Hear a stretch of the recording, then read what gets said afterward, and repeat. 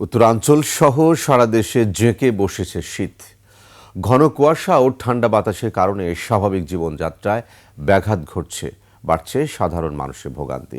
পঞ্চগড়ে হিম শীতল বাতাসের সাথে ঘন কুয়াশা থাকায় সারাদিনই দেখা মিলছে না সূর্যের।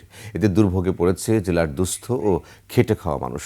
গুড়ি গুড়ি বৃষ্টির মতো কুয়াশার পথ ঘাট ভিজছে, আর হিমেল বাতাসের কনকনে ঠান্ডায় চরমে উঠছে জনদুর্ভোগ। খেটে খাওয়া মানুষরা পড়েছে দুর্ভোগে। এছাড়া রংপুর, রাজশাহী ও ঝালকাঠি সহ দেশের বিভিন্ন জেলায় বাড়তে শুরু করেছে শীতের প্রকোপ। প্রচণ্ড শীতে বাড়ছে ঠান্ডাজনিত রোগ।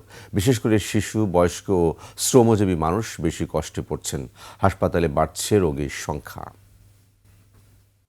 শৈত্যপ্রবাহের কারণে বাচ্চাদের শিশুদের প্রচুর পরিমাণে কষ্ট হইতেছে। এই বয়সে আমি এরকম আমি ঠান্ডা আর দেখি নাই যে ঠান্ডা পড়তেছে, মানে ঘর থেকে মার বাইরে আসতেছে না, প্রচুর ঠান্ডা পড়তেছে, ডিউটি করতে তো কষ্ট হয়ে যেতেছে। পানি প্রচুর ঠান্ডা, পানি ধরা যাচ্ছে না, কোনো কাজেই হচ্ছে না, এখানে প্রচুর ঠান্ডা। মোটামুটি এক সপ্তাহ যত সূর্যের মধ্যে আসে না। প্রথম দিকে শীত ছিল না, কিন্তু পরবর্তীতে এমন শীত বেড়ে গেছে